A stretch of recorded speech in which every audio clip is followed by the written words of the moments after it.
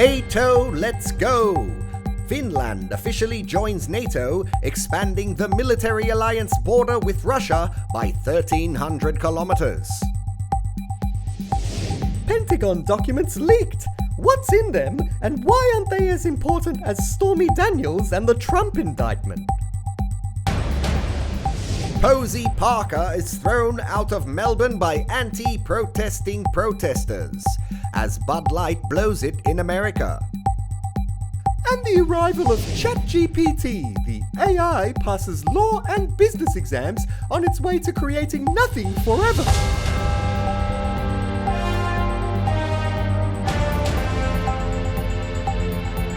Back on the borderline and bringing a Bud Light. Information News Network with Brian Sockington and Sandy Hosier. Plus, Joe Sockic with an update from the Anzac Day football blockbuster. And Jane Bunion delivers all the latest weather news.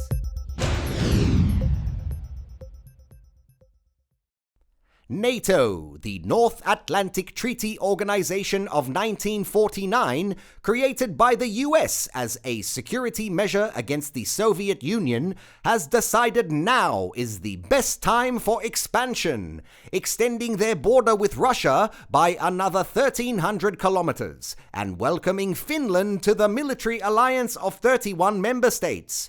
It was said to be another embarrassing blow to Russian President Vladimir Putin, although we can't be sure because nobody's actually covering anything he says.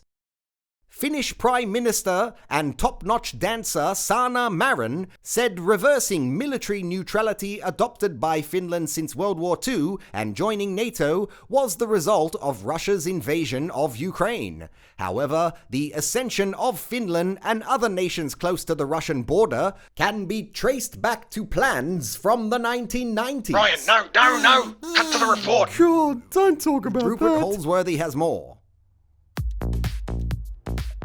Like all the hottest clubs, NATO is the one everyone wants to be in, and one of the hardest to get into since 1949, when the military alliance first opened its doors to member states as a safe haven for a close-knit circle of friends from across the transatlantic divide. Today, the club is still kicking. Long-standing patrons include the club's founder, the USA, along with Canada and 30 other European nations, now including new cool kid VIP Finland, and their party-loving Prime Minister Sanna Marin. A regular on the club scene, NATO membership was priority one for the popular Democratic Socialist, who became Finland's youngest Prime Minister at age 34. And nothing would stop her dancing her country to permanent guest list status. Not even a COVID infection could keep her off the dance floor until 4 a.m. And now it's time for Finland to confidently step out as a NATO A-lister, knowing their 1,300-kilometer border with Russia can't be threatened without the military retaliation of 31 other nations. A proud moment for the 37-year-old dancing Prime Minister. The most popular leader... Sorry, Rupert, we interrupt this report with breaking news just in, and it seems Sanna Marin has just been defeated in the Finnish election by the centre-right National Coalition and far-right Finns Party, which have won a combined 41% of the vote, campaigning on issues such as leaving the EU. Back to you, Rupert. The most popular leader Finland has had this century. So Club NATO is stronger than ever, but there are some club-loving patrons who think its days at the top are numbered, including perennial A-lister and former US President Donald Trump, who said this about the military alliance. NATO, in my opinion, is obsolete. Maybe NATO will dissolve, and that's okay. President Putin is no fan of the club either. Not an inch eastwards. This is what we were promised. In the 1990s, they lied to us. 5 waves of further expansion to the east. This is what NATO engaged in. So it's not us threatening them. No, they came to our border. and it seems the waitlist is still full of candidates from around the Russian border who'll be the next to join the club. Rupert Holdsworthy, INN News. A quick cross now to Larry Fillmore over at WokeBet for the latest odds on the changing political landscape in Australia.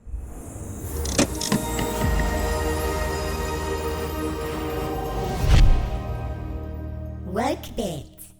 Hi Larry, I believe the long-awaited Labour sweep of Australia is odds on at the moment.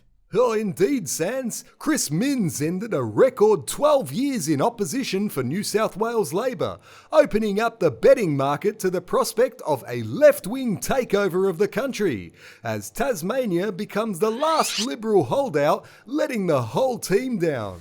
But a few lucky woke bettors are already celebrating their multi-bet wins, guessing the resignation of Dominic Perrottet into the election win of Labor and also picking the 45 seats they won. A landslide victory, according to mainstream news networks in Australia, despite only being able to form a minority government, Sandy. And while we're on politics, I hear you can still get some very nice odds on Xi Jinping in China. Not sure who you're talking to, Sans, but she's probably our shortest priced favourite of all time, perhaps behind Putin to get up in his election this time next year. But if you're keen on a punt, there is still some value on the Chinese Premier and President Quinella, with close friend of Xi, Li Chang, at 8-1. Or you could take a punt on Victorian Premier Daniel Andrews for the job. A roughie for sure, but firming at 80-1, in from 100-1 a few weeks ago, Sans. Definitely worth a flutter, given his history making deals with the Chinese behind our national government's back. Anyway, thanks for the tips, and look after yourself, Larry. Yeah, nah, I'm alright. Probably still gambling a little too much, but, it's sure to pay out soon, right? Yeah, take it easy, mate. Yeah. 2 sets of classified US foreign intelligence documents are circulating dangerously on the social media, sparking a diplomatic crisis between America and its allies, including Australia and the High Five Alliance. The Five Eyes Alliance. 21-year-old National Guard Airman Jack Teixeira allegedly photographed and shared the documents from his parents' home in Massachusetts, using a Minecraft gaming forum on the platform Discord, which was then widely distributed on other forums like 4chan and Telegram. The documents contain secret Pentagon intelligence data, including sensitive information about the war in Ukraine and the almost limitless capability of US surveillance. It's all a tad boring if you ask me. We've seen this play out before with whistleblowers like Edward Snowden and Julian Assange. I say we throw the book at this kid, and quickly. I see it's playing out already. Now that's exactly the type of force we need to get rid of a story fast, so we can get back to real news entertainment, like covering Trump's salacious affair with adult film star Stormy Daniels from 18 years ago, and his recent indictment over the alleged payments he made to try to keep this blockbuster story quiet. Brian, you still have to do the Pentagon document story. It's important. Okay, but let's get someone like, Bella Calcetti. Okay, we're looking for Bella Calcetti. Get her on and let's get this over and done with. Right, Bella, standing by for the Pentagon document Got story. her on yet? Yep. Fantastic. Okay, there you go. Bella Calcetti joins us for a brief rundown of the leaked Pentagon document story. Bella, glad to have you with us. Wait, what are we doing? So, this 21-year-old used his position in the National Guard to access these classified documents from his mum's basement, right? What? Who are we talking about? Jack Teixeira. Do you think he should be thrown in jail? I have no idea. I just was putting the groceries away. But I tell you something, if my son was naughty like that, he'd get his backside smacked and no computer for 1 hour. Well, he was a naughty boy, Bella, and you're gonna tell us what he did. And quickly, please, the hands just emailed you. Oh, yes. Here it is. You want me to read it, Brian? Yes, just the dot points, Bella, so we can move on to the Trump and Stormy Daniels stuff. Oh, the porn star? Ooh, that sounds steamy. Okay, I hurry up. Number 1, the US was spying on everyone. That's not new. It says including its own intelligence allies like the Five Eyes. That includes us, Brian. They say they were spying on us, and also Israel, South Korea, Egypt, China, Russia. You did say you'd be quick, Bella. Oh, yes, sorry. Number 2. The US monitored President Zelensky's calls with his defense and military officials and found out all the weaknesses in Ukraine's air defense systems. Well, you get special privileges when you send $75 billion somewhere, don't you? I suppose. But number 3 says the US knew Ukraine would run out of rockets and missiles for their air defense systems by May. And number 4 says the secret NATO operatives from America, Britain, France and Latvia are in Ukraine fighting on the ground. I never heard of that. Did you know about that? Go on, Bella. But that's important. And number 5 says, oh my God, the West knew all this and they kept funding the war and lying about Ukraine winning. Number 6 shows all the backroom deals leaders were doing to supply weapons and ammo to both sides. And in Israel, their intelligence agency tried to overthrow their own government. I can't believe the documents this kid found. Oh, Bella, I really want to talk about Trump and that porn star. We always talk about Ukraine and Russia. You go ahead, Brian. I'm gonna finish reading what the news isn't telling me about. Okay, thanks, Bella. The Manhattan District Attorney announced the indictment of former President Donald Trump on 34 counts of falsifying and concealing business records before his 2016 election win. Oh no! It is alleged that Trump used a company called American Media Inc. to pay $150,000 to former porn star Stormy Daniels, and then $130,000 to her lawyers to keep them from disclosing Trump and Stormy's steamy love affair. Ooh, just 4 months after Trump's wife Melania had their first child. Ooh la la. Trump was also alleged to have paid a former Trump Tower doorman $30,000 to stay quiet about the child he had out of wedlock. Wait, there's more. Trump tried to cover it all up by signing 9 checks for legal services to his special counsel, who was later charged and found guilty of illegal campaign payments. Wait, don't go to the break now. There's more Trump news. Trump! There's always something happening near you, somewhere. And it's happening all the time. That's why Information News Network is there to help make sense of it all. Because now, more than ever, you need someone to do that for you. When you watch INN News, you get information. Information News Network. Get information at INNformationnews.com. It was the best of times and it was the worst of times. It was an age of wisdom and an age of foolishness. And so goes the famous passage from Charles Dickens' classic, A Tale of Two Cities, its message becoming more and more relevant in the times we live in. Oh, Sandy, we have 2 cracking transgender reports to do here. You might want to wrap the book report, please? All right, fair enough. Let's get straight into it then.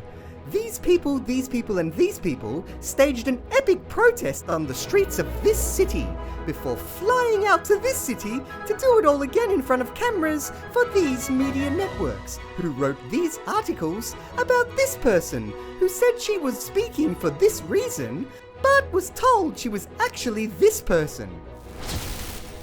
Meanwhile, this person who used this app to become this woman started to plug these brands online, especially this one, which lost this amount of money but got this type of publicity.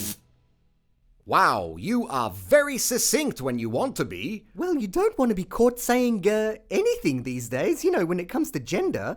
You either waffle on and agree with everything and say nothing, or you bulldoze through a report and hope no one's listening. Well, who are you afraid of? No, I'm not afraid. But, if people think I'm supporting Posie Parker, I'll get my threads pulled out for being anti-trans. It's a very touchy subject, Brian. Oh, come on, Sandy. You know how this works. How what works? The culture wars. There's only one way to play these things out in the media. There is? Of course there is. We get information, Sandy. Where one goes, we all go. That's where all the fun is. Just look at all these mainstream news headlines calling Posie Parker's women's rights rally an anti-trans hate protest. Ha ha! But it wasn't a hate protest. Of course it was.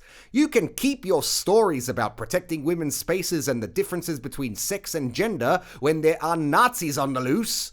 That's what the people want to hear, Sandy. Let me show you how it's done. Camera 1. Brave Melburnians have faced off against an angry mob of anti-trans hate protesters led by the Nazi-affiliated transphobe Posie Parker. Wow, you're good at this. Victorian MPs were in attendance, including Andy Medic, who has 2 transgendered children but was unfairly arrested by the systemically anti-trans police.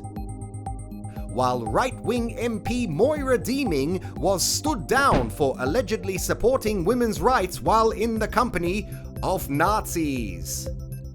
See, all information, there's nothing to it. Now you try. The courageously progressive Victorian government quickly outlawed Nazi gestures such as raising one's arm, which can now incur a fine of $23,000 and a year in prison. How's that? Perfect, keep going. Parker continued her trans hate tour in Auckland, New Zealand, where she was covered in soup and had her life threatened by pro-trans supporters doing the right thing.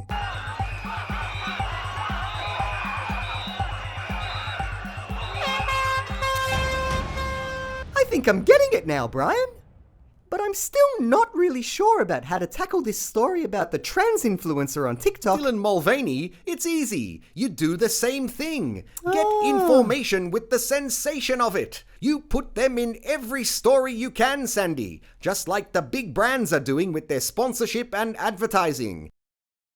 So Bud Light lost a little money when people got upset about Dylan's face being on a few cans, so to speak. Don't waste time reporting on these things from every angle, Sandy, or you'll end up frustrated and lonely. Like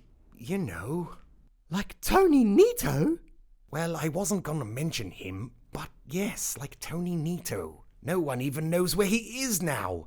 They say he's uncancelable, but you don't want to end up living your life like that, do you? No way! But I bet he'd do an interesting report on all this trans stuff. He did.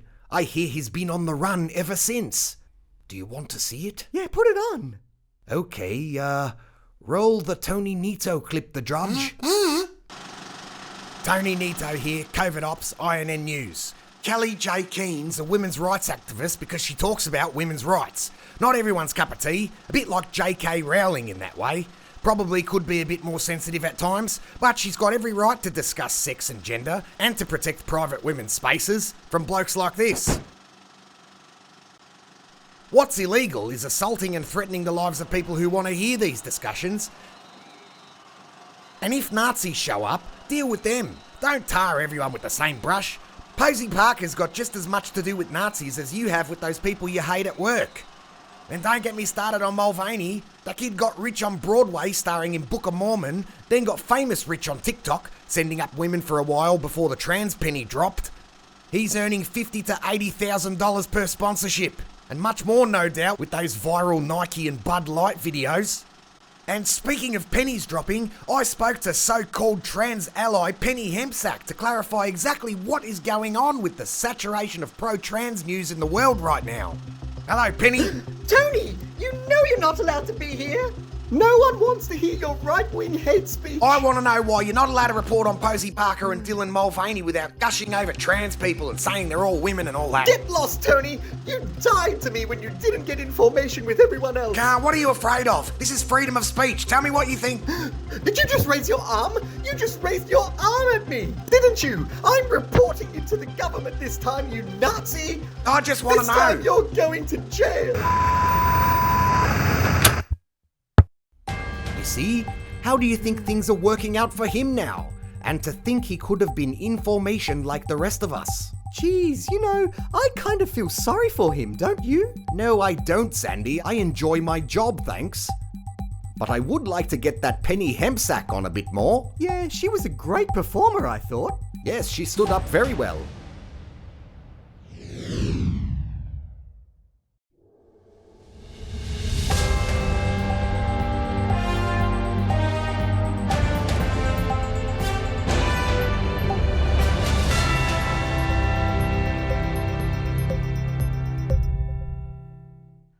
Anzac Day football now, and the Magpies overran the Bombers in another AFL thriller, Joe.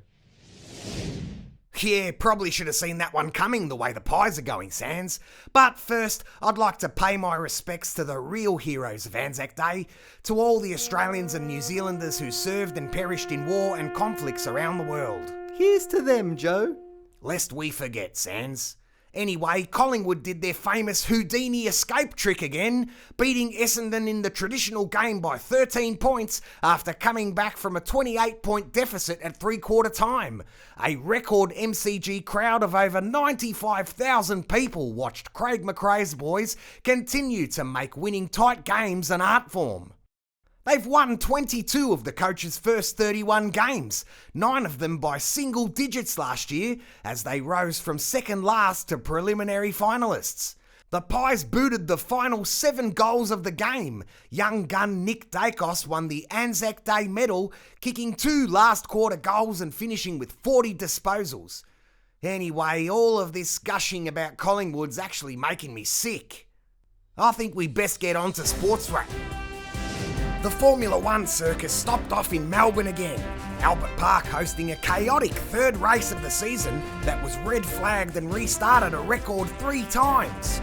Eventually, Max Verstappen won the thing, with Hamilton and Alonso placing, and Aussie Oscar Piastri picking up the first championship points of his career. Well done, son. To golf, and the 87th Masters tournament in Augusta, Georgia saw Spaniard John Rahm shoot a final round 3 under par 67 to finish 4 strokes ahead of Brooks Koepka and the 52-year-old legend Phil Mickelson, the oldest bloke to break the top 5 in Masters history. Someone grab old Micko a beer, will yous? And the 127th Boston Marathon marked the 10th anniversary since the horrible bombing that shocked the world in 2013. 30,000 people continued one of the great sporting traditions, run and won by Kenyan Evans Chebet in 2 hours, 5 minutes and 54 seconds. I reckon old Phil Mickelson might have a crack next year, now he's dropped all that extra padding. Alright, that's it. Over to my lovely new girlfriend, the always sunny Jane Bunion with the weather. Oh, I never get tired of saying that.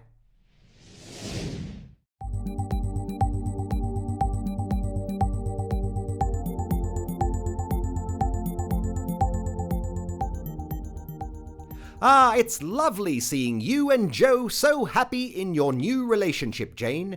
I hope you two lovebirds have been taking advantage of the great weather we've been having. Yeah, it's nice. I mean, Joe got us tickets to the Greyhound races in Shepparton the other day. That was nice. And I got to beep the horn at the Country Reserves footy game in the morning. Joe bought me a pie, but I'm gluten-free, so the staffy in the ute next to us got to eat it. I'll have a word with him, Jane. Oh, thank you, Brian.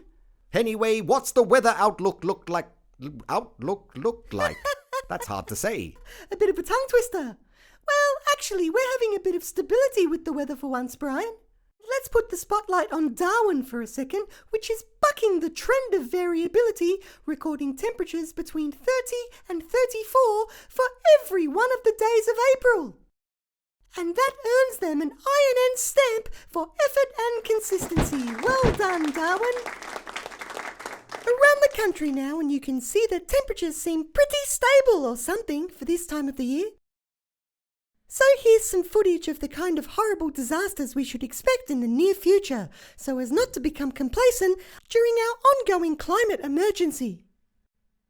And on to our exclusive 9.5-day forecast now. Monday looks the pick of the bunch if you're planning on doing some things at a lovely 24 degrees, followed closely by the other 8.5 days of the week, which will also be 24, albeit with a few predictions of various calamities and disasters. So a bit of consistency and some variability there, Brian. Yes, well, hopefully a bit of mystery should take some of the pressure off you weather forecasters. I don't know how you do it. Thanks, Jane. With journalism comes great responsibility and tireless work, as you can see from these live shots of the offices of Vice News, BuzzFeed and Channel 10's The Project. Luckily, ChatGPT has hit the scene. An AI intelligence chatbot quickly becoming so smart it can punch out the drivel put out by those journalists in even less time than it takes them. Professors at the universities of Minnesota and Pennsylvania are also reporting on ChatGPT's academic achievements, the chatbot successfully passing graduate-level exams with decent grades. Some schools are showing a little concern about the sudden impact of AI, given their students are on computers all day in every subject and can now produce their essays on scored assessments with the click of a button. As well as essays, ChatGPT can generate stories, create song lyrics and music, compose artwork, do your accounting, and even script codes, as well as produce these episodes of a real-time Seinfeld clone 24 hours a day, 7 days a week. That's a great idea. We'd be like comedians for hire. Oh, that's great. Professor of Business Christian Turwish told CNN that while some restrictions were needed, ChatGPT will ultimately find its place in classrooms. And I mean, how much worse can they get? Plus, students can use the technology to do their homework. Literally. Hey, put that Seinfeld show back on. How good is it, right? Look at this one. The other day I was walking down the street and this lady comes up to me and says, "Excuse me, sir, can you tell me the time?" And I say, "Sorry. My watch is stuck in eternity." The lady looks at me, kind of confused, and said, "Oh, so it's broken?" Oh, wow. This AI is hilarious. Wow, this new AI stuff makes me wonder why the Hand even bothers to write this show at all. I know, right? I heard he's a bit obsessed with hands-on work, you know. He thinks people still care whether art comes from a person or a machine. Well, I feel the same way. Well, that's because you're old, Brian. Yes, but we all need a reason to keep getting out of the drawer every morning. Well, a few more donations and subscriptions would certainly help me. Yes, me too. And the Hand, who should get something for putting all this stuff together and keeping those AIs at bay just a little longer. But until our inevitable enslavement by the machine, may our news be your views. And goodbye. Goodbye.